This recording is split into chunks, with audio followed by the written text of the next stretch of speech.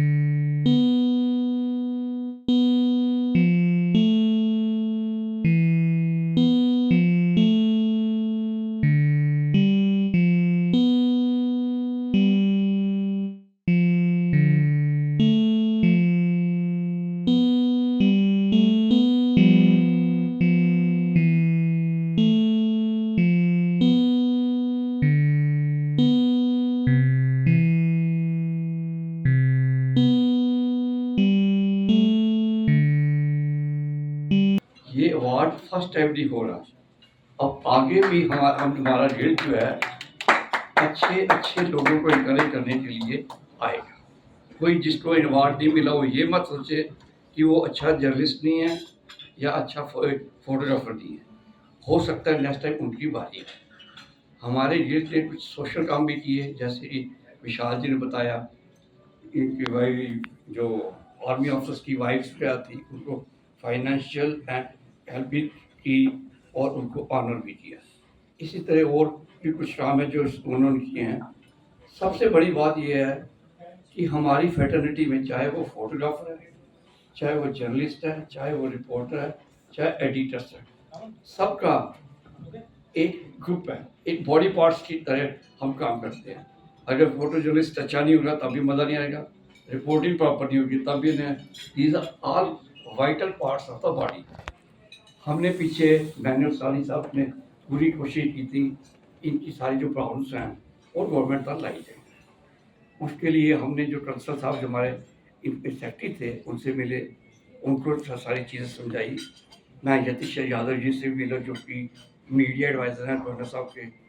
काफ़ी हद तक हमारी जो सजेशंस थी वो मान ली गई। जैसे कि हमारा था एटलीस्ट जितने फ़ोटो जर्नलिस्ट हैं जो मार्केट में जाते हैं रिपोर्टर्स, उनका इंश्योरेंस हम करवाएं। लेकिन बस इसी तरह और भी कुछ सजेशंस थी जो हमने गवर्नमेंट को दी और मुझे पूरा यकीन है कि हमारी बातें मान ली गई थी। पता नहीं अब क्या हुआ कि वो फाइनल स्टेज पर नहीं हो पाई। अब हमारे नए से सेक्रेटरी साहब आए हैं मिस्टर एम राजू, और डायरेक्टर साहब भी नए आए हैं।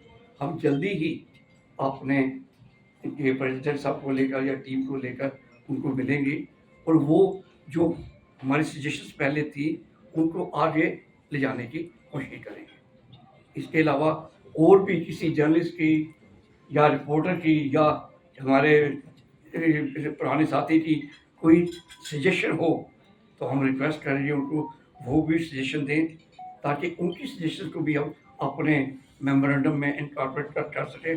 सबसे पहले तो मैं इनका तहे दिल से शुक्रिया अदा करता हूँ कि इन्होंने अपना कीमती वक्त निकाल कर यहाँ पर आए और हमारे साथ शाना बशाना आप लोगों को इन्होंने अवार्ड दिए। जंडियाल साहब तो किसी भी तारीफ के मोहताज नहीं है, लेकिन फिर भी मैं थोड़ा सा बताता हूँ कि जब हम लोग आए तो ये इंफॉर्मेशन डिपार्टमेंट में डायरेक्टर हुआ करते थे, तो ये इतना ध्यान रखते थे छोटे से छोटे न्यूज़पेपर का भी कि ये एक एस्टेब्लिशमेंट है, ये आगे लोगों को चलाते हैं, तो इनको ऐड का बड़ा ध्यान रखते थे, क्योंकि मैनेजमेंट जो होती है वो ऐड से चलती है। मैनेजमेंट के और बड़े दिक्कतें परेशानियां होती हैं जो जर्नलिस्ट की नहीं होती हैं या किसी रिपोर्टर की नहीं होती हैं। मैनेजमेंट जो है वो पूरा इंटायर शो रन करती है, एक पीएम से लेके अपनी मैनेजमेंट तक, पेपरों तक, मशीन तक, मशीन मैन तक। तो वो ऊपर बैठा होता है हेलम ऑफ द अफेयर, उनको ये पहचानते थे कि इनकी और अंदर की क्या परेशानियां हैं। तो मुझे याद है कि उन दिनों जर्नी लाइफ वीकली हुआ करता था, तो ये स्पेशल बुला के तो कहते थे कि आपके लिए हाफ पेज ऐड हमने निकाली है, जो आज का दस्तूर नहीं है। आज का दस्तूर बिल्कुल अलग हो गया है। तो मैं ये समझता हूँ इनकी वो कारकर्दगी जो थी, एक एक शख्स के साथ, एक एक न्यूज़पेपर के साथ जो पर्सनल इंटरेस्ट लेके, बात ये नहीं कि उस वक्त ऐड मिली, आज कितनी मिलती है, क्या हुआ, लेकिन इनके दिलचस्पी की मैं बात बता रहा हूँ कि मैनेजमेंट एज इंफॉर्मेशन डायरेक्टर या एज ए डायरेक्टर जनरल ये पहले रहे यहाँ पे हमारे इंफॉर्मेशन डिपार्टमेंट में, क्या खूबसूरती से इन्होंने चलाए, क्या खूबसूरती से आज ये तो आज हम गिल्ड की तरफ से फंक्शन ऑर्गेनाइज कर रहे हैं।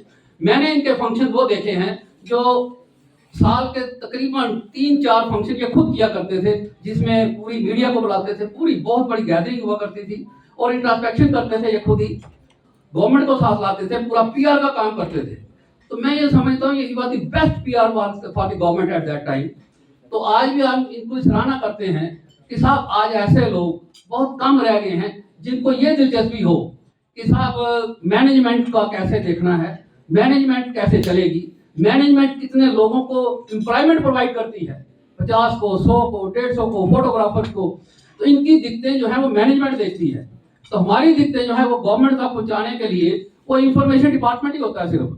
लेकिन आज का जो इंफॉर्मेशन डिपार्टमेंट है, मैं समझता हूँ उनको भी उतना ही सेंसिटिव होने की जरूरत है, इनसे सीखने की जरूरत है, इनसे राय लेने की जरूरत है कि वो साहब इनकी राय लें, इनके कार्यक्रम जो है वो देखें। ये नहीं कि पिछले बाकी डायरेक्टर ठीक नहीं रहे, टाइम टू टाइम जो इन्होंने जो फुट स्टेप छोड़े हैं, मैं समझता हूँ किसी ने भी नहीं छोड़े। आज का प्रोग्राम हमने क्यों रखा?